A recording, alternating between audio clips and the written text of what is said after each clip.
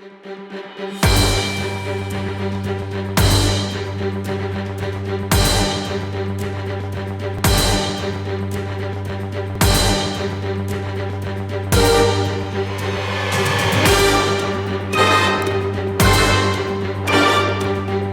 the plane for a shot at the World Long Drive Championships.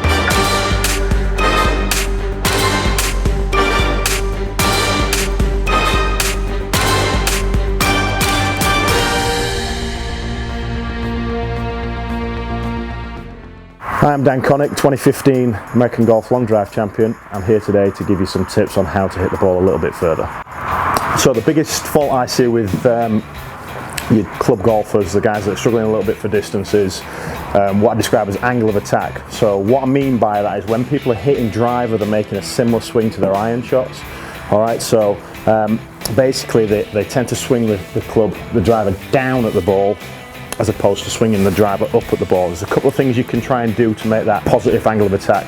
See a lot of guys teeing it too low, which makes you swing down too much. Second of all, you're going to try and play the ball as far forward as you can in your stance. Probably the most important thing, I see a lot of guys standing to the ball with the shoulders kind of level to the floor like an iron swing, which is the worst thing you can do. So what you've got to try and do is you've got to try and create some shoulder tilt. So you've got to get your right shoulder low, feel like your head is back behind the ball.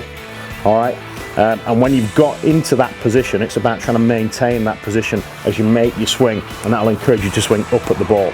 An easy little drill you can do, get some plumber's foam. I've got it set up here close to the ground, and the idea is once you've set yourself up with your shoulders tilted, alright, the idea is to swing the club underneath the foam, and that'll give you that positive angle of attack. It'll help you launch the ball up in the air higher. It's going to make it carry further, and what it'll also do is reduce the spin rate. So if the spin rate comes down, the ball's going to roll further. It's going to be a more penetrating flight, but you'll also get the carry that you're after. Okay, so what it should look like if you can get the shoulder tilt, the ball forwards. Alright, and the idea is, like I say, try to maintain your head position. Try to feel like your right shoulder stays low through the hit. Swing the club underneath the foam. Okay, and really feel like you're swinging the club up at the golf ball. It should look a little bit something like this.